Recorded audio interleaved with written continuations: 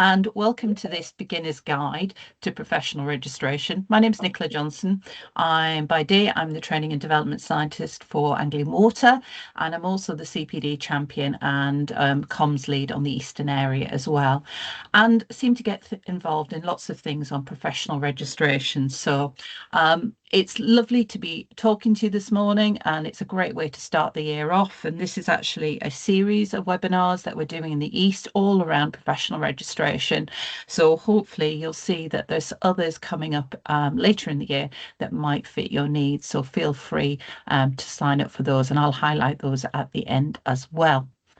There is Q&A enabled on this call as well. So if you want to leave a question, and we'll try and answer it. And if we can't answer it, I'm sure we'll find an answer one way or another. But also I am going to do some interactive stuff as well, because it is that sort of January and we're just getting the brains going again post-Christmas. So I have to thank our sponsors in the Eastern area. I'm very lucky that we have some really strong sponsors from Claret Civil Engineering, Anglian Water, Merit Skills, Clancy Keir, RSE, AC Contracting Group, and Windmill Insight Solutions. And all of those really support these events. Without their support, these events don't happen. So before we go any further, I want you to have a think about last year. We've just literally moved into 2026. I still haven't quite got used to those saying 2026 yet, but I just want you to think back about 2025. What did you learn? What worked? What maybe didn't go so well? Have you grown? Have you maybe changed role? Or maybe you've had a change in life circumstances. Maybe you've got married, maybe you had a child in your life, or maybe you've been bereaved somewhere along the line. Life changes quite dramatically, but I want you to think for a second about your personal and professional development. And maybe just on your pad beside you, just write a few thoughts down about where you went in 2025. 2025, if I reflect on it, was a pretty good year, actually. I think she said it was a more stable year. I did some really exciting things, and I'll maybe mention some of them a little bit later on as we do. And like anything, there has been ups and downs. We've had an internal restructure. I am still employed, so this is good.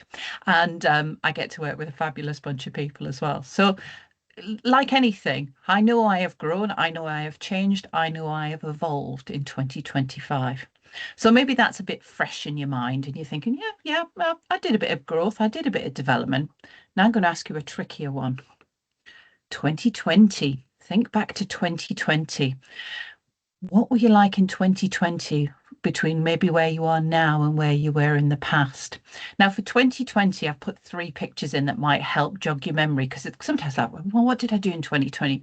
So we had Brexit there, supporting, that was on the 31st of January to mark the UK's official withdrawal from the EU. Seems like a long time ago now. Duke and Duchess of Sussex made their final public appearance as working royals that March. And you might remember this one. The supermarkets were starting to clear out of toilet rolls around the world, and we got into the beginning of that thing called COVID. So think about 2020 and think about the gap between 2020 and 2026. Are you the same person you were in 2020, or have you changed? Have you evolved? Have you grown? Maybe you've changed roles. Maybe you've taken on more responsibility at work. Maybe you've had a career change. Quite often people do complete 360s and change their careers. Maybe you were at university or college. Maybe you've graduated. You've now gone into your first role. But if you think about as an individual, are you the same person you were in 2020 as you are in 2026? I can definitely say no. I know in 2020, I was still doing the role I do now, but I was out teaching. I would go to formal classrooms and I would get the laptop out and I'd get a projector out and probably have a little moment where the two wouldn't talk to each other and deliver training in a classroom environment. COVID came along and that was not possible. But as a business, we still needed to have people out the front line technically qualified. So I moved to a digital classroom and moved to a Teams classroom. And you know what? Not really gone back for some of my theory stuff. Could I have envisaged that between 2020 and 2026? Probably not. So I know that I had to change and adapt how I delivered my classroom courses, how I could create interaction in the early days where maybe we were trying to use Zoom and it was short calls and then moving on to Teams platforms. So I know I've evolved and changed. So you might be asking me why I'm asking you to reflect on things. Well, that's kind of where professional registration comes in. Professional registration is something that is about being recognized for that career development, for that change. So you may have been through a formal education, you might have been an apprenticeship, you might have been to university, you might have been to GCSEs, A levels, whatever your background is. You might have come through that route. And at the point you got those qualifications, they represented who you were. But as you grow professionally, often those qualifications don't necessarily reflect who you are now. And that's where professional registration comes in. It gives you that ability to be recognized for the professional skills and qualifications that you hold. And for those of you who may be thinking, well, I haven't got any qualifications, I certainly haven't got a degree or any of that, that isn't a barrier to professional registration. It can be useful in the sense that some of the registrations, it's easier with if you've got the qualification, but equally, it's not something that is a barrier to it. So just bear that in mind. But what it's really trying to do with professional registration, and it sounds like a really, I suppose, quite a daunting title. It's basically saying that you're recognised for being qualified and competent in a particular professional area. And therefore, you are formally measured by a set of standards. So, if you're an engineer in the water industry, you're measured on the same ones as if you're in the building industry, if you were in, or the gas industry or any of those. So, it's about equating roles across the picture. So that's professional registration. Now, I'm going to use something that I did for another event a little while ago now about that reflection. And while I'm talking, I would suggest you maybe make a squiggle on your piece of paper because it will come in useful. And this is kind of our river, really. So if you look on the far left-hand side, this is my career journey. I finished my original degree and then I finished a PhD. And I did a PhD in microbiology, and it did have water industry connections in that it was all about algae, but that was back in 1998. I joined Anglian Water as a frontline scientist and eventually sort of progressed through to doing operational management. But as I went through that early part of my career, I was very conscious that my degrees didn't reflect the work I was doing. And as I sort of grew and there became more degrees around that were water industry focused, it felt like I had a gap somewhere in my skill set, if you like. Now, I was very lucky that I'd already decided to join the Institute of Water, and probably the best thing that I did because I wanted to broaden my network and kind of get those experiences. But I was very lucky that I was offered the opportunity to become one of the first chartered scientists with the Institute of Water. And actually, when I looked at it, I was like, wow, can I do this? And actually, when I started to look at it, what I realized was that it was what I was looking for to fill that gap, to say that I was a water scientist and I was qualified to do that job in the industry I work in. And that was when I obtained my chartered scientist. Now, you'll notice this little squiggle is a lot longer just than that small journey. Because one of the things with professional registration is getting qualified is one thing, but it's what you do with it. Now, for me, my journey and everybody's professional registration journey will look different. Mine was, I realized that I really enjoyed the process. And I really also, with being one of the first ones to go through the Institute, there wasn't a huge support structure in place because it was so new. And that was one of the things that I realized very early on that I wanted to do, was to support others through that process and get more involved in the process. So I started assessing for the Science Council and for the Institute of Water, and I still do that to this day. And actually what I realized was I really enjoyed that coaching and mentoring piece, but bringing in that scientific side of things. That led me on to being a trainer and an assessor with Anglian Water, and actually then building on those qualifications. And then I started to get involved in more in CPD, which I had an interest in, judging the CPD award. It led to me becoming the CPD champion, which I really enjoy. And I love talking about CPD. And I'm going to do a session in February on CPD. So that'll be a bit of a follow up to this one. But I was also then asked to join the local committee for the area. And I was like, oh, have I got time? Well, I'm sure I can fit it in somewhere. And actually, what I've realised is that's helped improve my communication skills. It's also made me think about doing things differently and get involved in different things. And then I'm going to say this year, it's last year now, 2025, then I was awarded a fellowship with the Institute Water, which made me really proud. And if you like, that was probably one of my secret agendas in the background, that I wanted to be a fellow, but as you have to be nominated, it's not something I could choose, but it was something I definitely wanted. And I was lucky to be nominated for the I Inspire Award. So for me, that just shows off a very short window, if you like, how career development happens. And through that registration, it's opened doors for me. And that's one of the things with registration, that it can do that. So if it's something you're thinking about and you're thinking about it as career development, I'd absolutely say it ticks that bill. So I'm going to pause for 5 minutes. And I just want you to have a think about your squiggle. Where's your squiggle starting? Maybe where's that midpoint? And maybe where do you want to go? I'm at the stage now of thinking, what's for this year? And I don't know yet because I haven't made up my mind, but I need to sit and very clearly think about it. So just spend a few minutes just having a think about where those points are, and maybe what your points of aspiration are, what's beyond, if you like, the dotted line of the squiggle. And I'll remind you, if you have got any questions, you can put them in chat while we're doing that as well. But I'm just going to give you a couple of minutes to do that.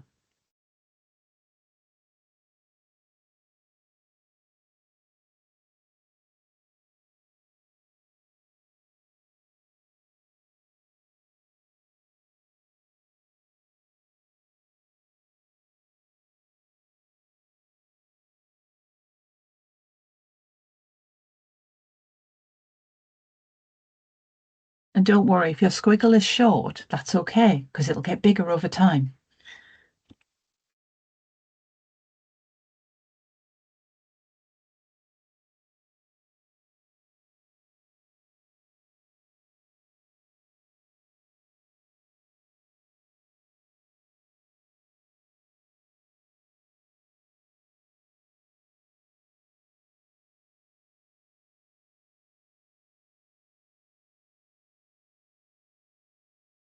Okay. So that's something you can work on. And I will send this out as well to you as one of the resources post-course that you can, as it post-course, you see there, I've reverted to teaching, post-webinar. Oh God, is it Friday yet? Okay, so let's move on then. So you came to find out what professional registration is. And you might be sitting there thinking, well, yeah, you've told me it's a sort of qualification, but what does that mean in practice? What am I going to have to do? So firstly, professional registration, there's 3 disciplines currently offered by the Institute Water. Thank you. I've got a cat that's decided to step on the keyboard. I knew you should make an appearance at some point. Thank you. The joys of home working. Eh? There are 3 different registrations: engineering, environment, and science. So those are the 3 that you might have to think about. And you may be thinking, well, do I fit into all of them? You'd be amazed how many people can fit depending on what type of work you do. And there are some guidance that's available, which I'll include in the notes for you, that actually give you some guidance on sort of where you are and what qualifications you might need. But basically, they're recognizing your competence in your subject area, and it will depend on where you are in your career. And if you're looking to move in your career, then you will actually can use these to career build. And I know lots of people who've started at the registration levels at the baseline and gone all the way through to the chartership level. And that's helped them find those careers and those jobs that they want. If you're lucky, then that brings increased finance, also better career prospects, also if you're looking moving within the industry. And also increasingly that professional registration is recognised by employers and external bodies such as our regulators. And I think it's like anything. I always say that if you are going to go and build a house, or maybe you need somebody to manage your finances, you might look for a chartered accountant or a chartered architect. Why would you not want somebody who's chartered engineer, scientist, or environmentalist to look after the water industry? And given that there is a big focus on the industry as a whole, then, it's definitely something we should be considering. So what does the process look like? Well, this is a direct lift from the website that we have on the Institute of Water that talks you through the process. And the first thing is really to decide on which registration you want to go for of the three. You need to think about your qualifications. Some require more qualifications than others, depending on the roles you're looking at. You also have to think about your experience. Quite often people approach me and say, I really want to do this. I think I've been in the industry a year. I think I should go chartered. And my general thing is, okay, what did you do before that? Because generally you start to build up to around 5 years thereabouts before you start thinking about chartership. But it varies depending on you. So if you've got previous experience in a different industry, but in a similar topic, as in science, environment, or engineering, that experience comes with you. So it is very bespoke to you. So you've got to think about your experience. You also got to think about your motivation. What do you want to get out of it? Do you want to do something with it? Do you want to career build? Do you want to become a mentor? Do you want to be an assessor? That's something to bear in mind. And I will say we are always looking for assessors as well, because assessors is a volunteer role. And I can tell you that our registration coordinator, Rob Bradley, would definitely take your hand off if you offered to be an assessor. So think about that assessing side of things. Once you've done that, you're bear with me, I just moved my slide. There we go. The 3 grades. And you'll see the 3 grades, and we are fairly unique actually as an institute. Not all other professional bodies offer all of the grades, and I happened to be looking for some other reason yesterday, and it's clear that not all of them are on offer. So currently what we offer is 3 different disciplines: the engineering, the science, and the environment. And of those 3, you'll notice there are 3 grades in each one. So chartered is your top level, and down at the bottom there, you've got your technician grade. Now, those are designed so that as you evolve in your career, you can move through those grades. And depending on where you are in your career, you could start in the middle, you could start at the top, or you could start at the bottom. It's really specific to you. And if you're thinking, I'm not sure where I sit, then reach out and get a mentor, and I'll show you how you can do that as well. Now, they are like anything, based on your experiences, your career to date. So you do have to think about where you might sit. And like anything, often when I sit down and mentor people, the first thing I ask them to do is to tell me about what they've done so far, maybe have a look at their CV and see where we are.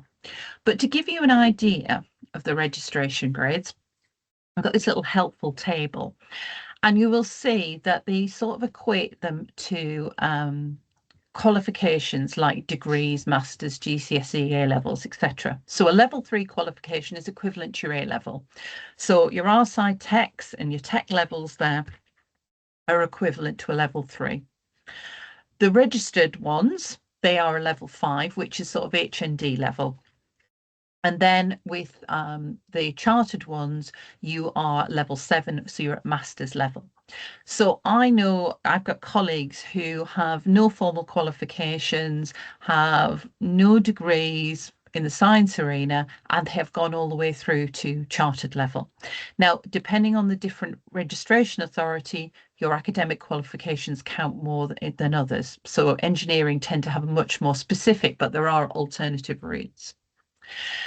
You will see that it affects your membership grade as well, as you can see over there as well. And you'll see that there's a requirement to do something called CPD, which I'll come and talk a little bit more about. And depending on the amount of time, the grade you're going for, that will affect the amount of CPD that you're required to do. The application process, very similar for all of them in that they have a CV, your job description, evidence of your qualifications as appropriate, and also completing what they call the competencies, which I'm going to come on and talk about in a second. Depending on the route that you've taken will depend on how it's assessed. So you will see that the technician grade, that's a paper-based exercise with the assessors, whereas above that level, we do a face-to-face review.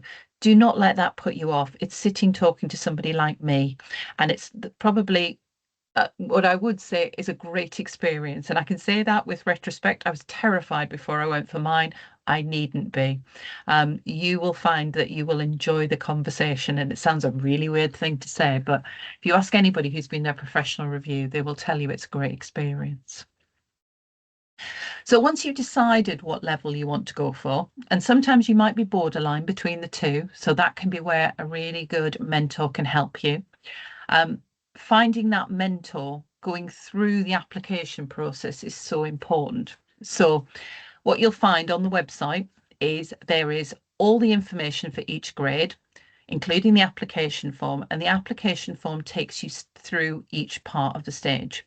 So things like name and address, any adjustments that you require, education, and then you will fill out the actual form. Now, part of that is that you need to have a sponsor. Now, a sponsor isn't just somebody who signs the bit of paper. It's somebody who works with you through the process.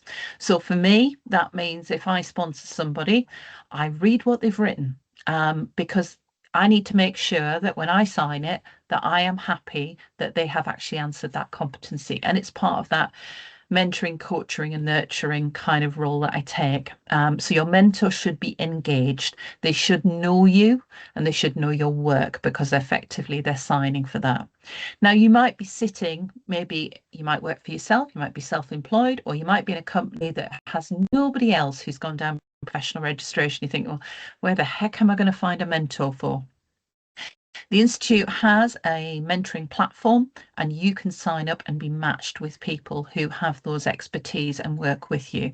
And I will send you a list of all of the key links as part of the close down of this webinar as well. So look for a mentor. Think about who would be useful. Who would you be happy sharing your work with? I mentor people both in and out of my business because that works for me and it also increases my knowledge of the industry. So I do find that really useful. When you've done your application, you then need to get it all compiled together and sent off. And that goes off to Rob Bradley, who looks after all of our applications. And he will then find two assessors who don't know you because it has to be, we can't have any bias. Two assessors, and they will then start that review process. Now, that can take some time. It can take up to 3 months, sometimes a little bit longer, depends on the complexity of the application, depends on assessor availability. So don't panic if you've not heard anything in week 1. You will get an acknowledgement from Rob that says, yep, I've got your application. But we've got to find those two people and they've got to go through that and review it.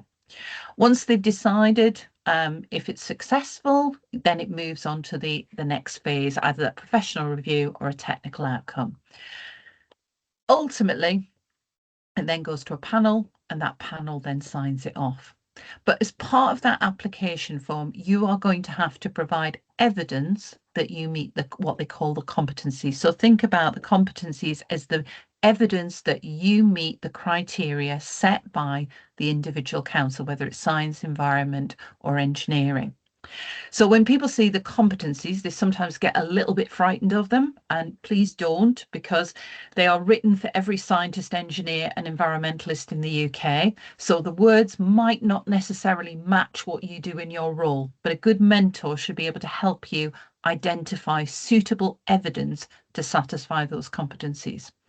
Now, competencies are basically a standard and it's about doing it safely, effectively and professionally. So you will see across the different standards, there'll be ones around health and safety, sustainability, there'll be ones on communication skills, there will be ones on applying your discipline. So I always say for the science ones, section A is the science bit. It's asking you to apply scientific techniques and give evidence.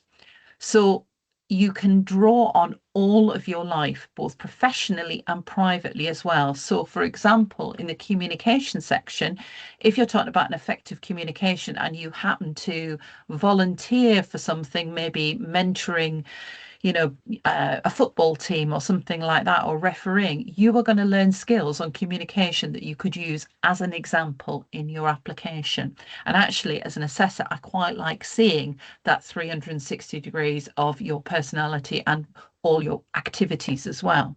So you will be demonstrating your knowledge, i.e., do you understand the theory, rules, principles, regulations, skills, how you do it in practice, whether that's data manipulation, whether that's communication, presenting, coaching, mentoring, any of these things, and also behavior. So there's ethics, communication, and responsibilities in there. And one of the biggest things you see at the different registration levels is around that responsibility element. So I often use, when trying to get people to decide what level they should be at, I use the science example because that's what one I generally coach in. But if you think about a scientist, maybe I work in a laboratory, I follow the protocol, and I produce the results for somebody else. I don't interpret those results. That would be a sort of the technician level. When you move up to the next level, up to the registered level, I might do the analysis, but I would also interpret the results and notice if something's wrong and report it up to my senior. That's the sort of middle level. And then at the top level, I'd be the one developing the protocol. I'd be the one maybe managing a team, managing a project, managing others. But you don't have to be a manager to be chartered. I don't have anybody I manage. I have dotted line management responsibilities. So it's about how you do things. So project management comes into that one. Different levels, different flexes. You will find your level and you will grow in your levels as well as you go on.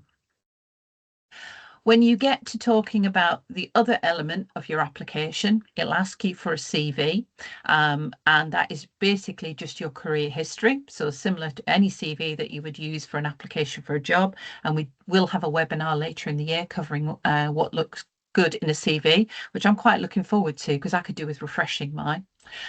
But equally, you will also have to do a CPD record. And if you've never come across CPD before, don't panic because I can guarantee you're doing it right now. CPD is continual professional development. You need to submit evidence of it with your application. And then once you are registered, you need to maintain it. So I have to maintain mine just as I did when I did my original application. And it kind of comes into these 5 bubbles. So it starts at the top with scoping. So identifying what your personal goals are. So your personal goals will be individual to you. Coming out of today, it might be, I've decided I want to do registration in 2026. That could be your goal. You then do a bit of planning around it.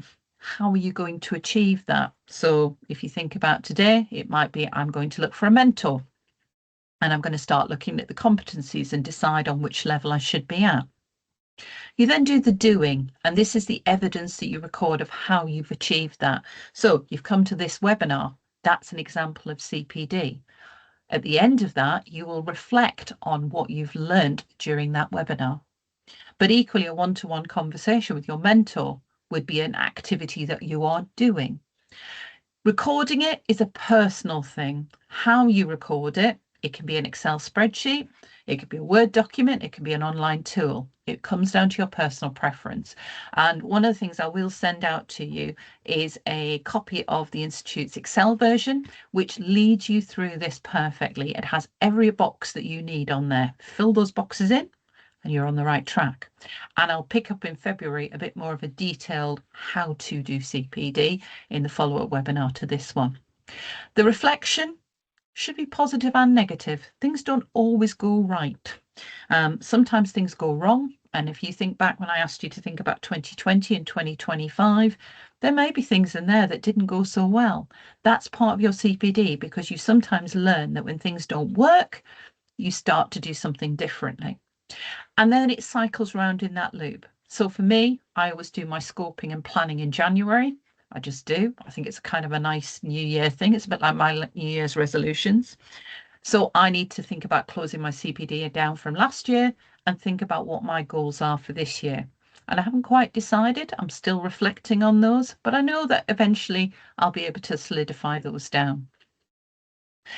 Now, sometimes people get really confused about what CPD is, and quite often people say to me, well, I think it's just about I've got to go to conferences and my job role doesn't allow me to go to conferences. CPD is more than that, and the activities that you can do are quite varied and vast. So I have just posted a link into chat, and also if you scan the barcode, depending on your preference, or you can go straight to slido.com, I'd like you to tell me what you think might be a CPD activity. So let's see if we can get a good selection going. So what do you think might be a CPD activity? I've given you some examples. Oh, I can see we've got one quick off the mark, a webinar. I definitely would go with that. And I'm just going to see if I can share it on my screen in a minute, she says. This is where my technology will go horribly wrong, she says. Let me just share that screen with a bit of luck. There we go. She says they're still coming in, so keep them going. So what have we got? Training, definitely training. Yeah, I'd go with that. Conferences, yeah. Sitting on a webinar, yeah. And the important bit of when you've attended the webinar is thinking about what you learned. And not all webinars you'll enjoy. There are some times when I've gone to a webinar, I've thought, it's not really for me, or I didn't really learn what I thought I'd learn. Read engineering books, definitely. Reading is the one that a lot of people forget. I do a lot of online reading, following websites, LinkedIn, for example. There is so many different forms of reading out there. What else have we got in here? Lunch and learn, that's a good one. Mentoring somebody, that's brilliant. Being mentored or mentoring somebody else, you learn loads. Projects, yeah. Reading papers, networking events, definitely. Institute Water magazines, definitely. Yeah, watching documentaries, YouTube. I love a bit of YouTube, I have to say. Work-related training, on the training, yeah. Attending events, career cons, on the job training. I like that. What people often forget is when you go to site and you get a tour of a site, or you maybe work with a colleague or visit somebody, all of these things there. Podcasts, I love a podcast, definitely. Yeah, what else have we got? Training, communicating, yeah. Volunteering. I'm pleased somebody put volunteering in there because that is definitely one. And I learned so much through volunteering as well. Well, you've got this. You know what CPD is, so you just need to log it now. So you've got this sorted. And, like anything, there are all sorts of things that you could add to that list. Right, let me just switch over. I will share the word cloud with you as well, post-webinar as well. Right, where's my thingy gone? Down there. With a bit of luck. Didn't break my technology too much, she says today. There we go. Brilliant. So, are you ready to start now? You now know what professional registration is, a whistle-stop tour, something to think about, whether it's something you still want to pursue, something you want to park, something for the future, or something you actively want to start. And we're going to try and support you through that journey this year in the East. So we're having a focus this year in our webinars on that professional development. The next one up in February is I'm going to come back and talk about CPD. So if you're starting CPD and think I need to do CPD, then I'm going to do one on CPD, and I'm probably going to use quite an abstract example to explain it, but you'll find out more in February when I finish writing it. And then if you're thinking, well, I think I know which discipline I might be interested in, then we've got 3 bespoke webinars focusing on the process. So we've got science, we've got environment, and we've got one on engineering. And you may be thinking, I could do science and engineering or environment and engineering. That is an option. There are some shortened applications available for these things as well. But equally, some people do hold joint memberships as well, depending on what their career aspirations. So if you are on a borderline between 2 and you're not sure which one you want to be, then there's nothing to stop you coming to all 3. It really comes down to you. There are some also, you will see if you're on a recognised apprenticeship or coming out of a recognised apprenticeship, there are what they call shortened applications available from the Science Council and the Engineering Council, and we're hoping to have those online fairly soon. So if you're in that pool as well and interested, please talk to Rob Bradley, and anytime you can reach out to Rob or to me or any of the other team, Central HQ team. We will put you in touch with somebody if you need support, as it were, and I'll make sure you get all those links for booking as well. Right, I'm going to go to some questions, I think, she says, and feel free to use the hands up function if you want. Right, Alex. Hi, Alex. Can I apply for a different professional registration environment if your role isn't that department, but interest in career development progression? Yes, you can. So what I always say is that what one you apply for is often really about the evidence you have. So quite often people say to me, well, I'm not really an environmentalist, I'm not really a scientist, especially my frontline tech. So if you think about somebody who operates a treatment works, for example, they often say to me, well, I'm not a scientist. And I'll say, okay, so did you check the online monitor, do some portable test kit measurements, make an adjustment, and make a decision and interpret it? Yeah, that's science. You've done a scientific experiment by doing that adjustment, doing a jar test, something like that, doing an on-site test kit. So yes, I think it's about thinking about where your evidence sits. So you might find an environment. I often see in our business, certainly a lot of frontline managers often end up going down the environmental route because they have to look after so many different aspects. So yes, you can. It's really about you. Does hosting lunch and learn qualify as CPD? Absolutely, Ian. I do. I run a lunch and learn internally, and I learn something every time I do one. What I'm not good at remembering is to write them all down. But but I do. Yeah, lunch and learn definitely qualifies because you're doing the planning. You're getting the right person. To the slot. You're also doing your hosting, so that's an experience in itself. Yeah, definitely. I definitely agree. I've got a few more and I've just seen one pop up. Bear with me. There we go. Emma, does the mentor have to be a member of the Institute of Water? Technically, no. It's what it says is they need to be, depending on the application form, some are more specific than others. Some you need two rather than one. I think it's engineering need two, science only needs one.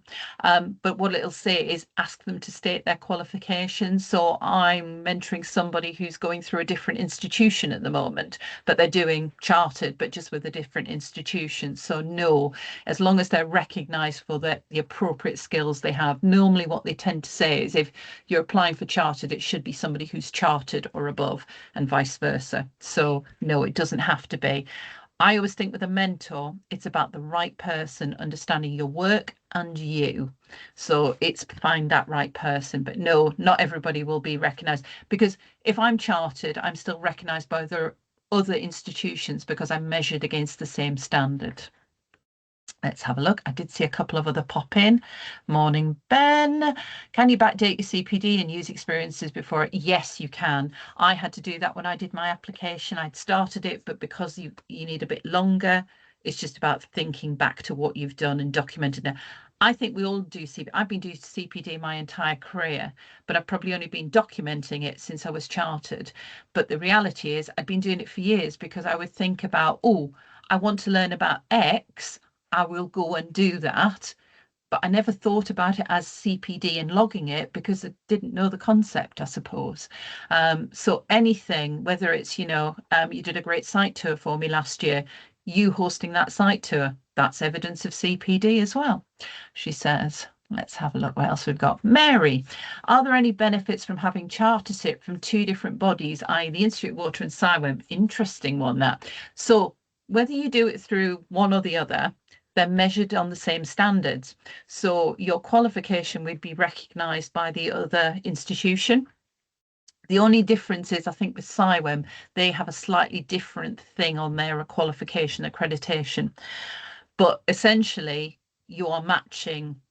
So I'm chartered scientist. I'm recognised by the Science Council as a chartered scientist. right across the piece, so I don't have to do it twice effectively. But you can be a member of both organisations, of course. Many members are.